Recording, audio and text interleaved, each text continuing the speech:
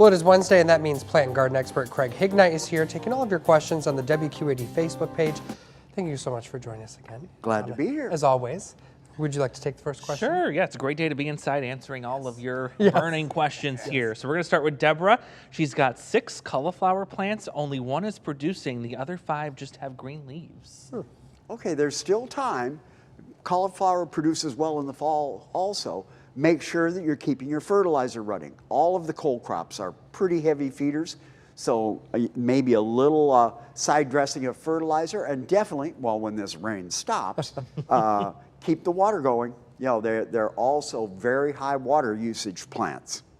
Okay. Cheryl says, what can be done for blossom end rot on tomatoes, and can those tomatoes still be eaten? I have to admit, I've never tried to eat a tomato that had blossom end rot. All you can do is cut out the bad part and give it a taste. But the important thing is to get your hands on the stop rot. And this is a liquid calcium that you spray right on the plant so it goes right through the leaves, especially if you're growing in containers. In the ground, the plants will normally clear themselves eventually of blossom end rot as they mature. But in a pot, I consider using the stop rot for the entire season. Okay.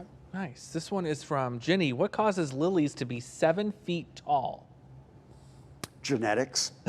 No, there are some lilies that are just naturally taller than we are. If they've been very short in years past and they've shot up this year, I really have no clue what has happened to them. If they're new, you have just chosen a very tall variety for your garden. All right. Better than me. Dave is wondering, our tomatoes are not doing real well. Have we watered them too much in the beginning? Would that have been the reason maybe they're not producing now? We've never had this problem before. I think it is more the fact that it turned hot so fast. Plants just did not get a chance to get a good root system down before they were stressed by extremely warm temperatures. There again, when this rain finally passes through, make sure that you keep your watering nice and even. It's almost impossible to overwater a tomato. They're a very high water usage plant, but it should be very even so that they always have moisture available. And again, a very light organic dose of fertilizer. Don't get carried away. You can over-fertilize tomatoes. You get these absolutely spectacular plants and no fruit. This one's from Karen. Just wondering what to do about these kind of plants that grow when the river is shallow in the sun, that they can reach the bottom along the river shoreline.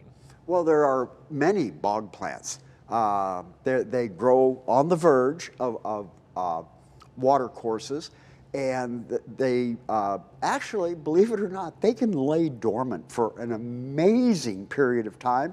All you have to do is let that water get low enough that they can poke their head above the water line and they're off and running. You know, they don't have to worry about water. There's always water available to them. What is the best way to fertilize a 30-year-old ash that has been treated for emerald ash borer? Well, just, regular a lawn type fertilizer with no chemicals in it.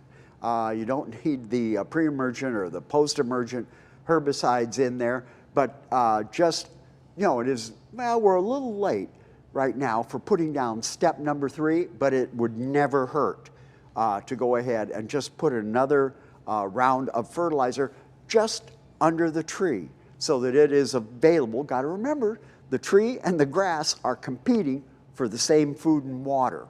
Again, when the rains stop, invest some water along in August and early September before our fall rains start. From Diane, what's causing white specks inside my tomatoes? That is usually a chemical imbalance. And what you want to do, like I said, we do not over-fertilize on tomatoes, but every year you should be incorporating some good quality compost into your growing area for tomatoes. Quite often with some compost early in the spring, that is about all the fertilizer that a tomato might need for the entire season. All right.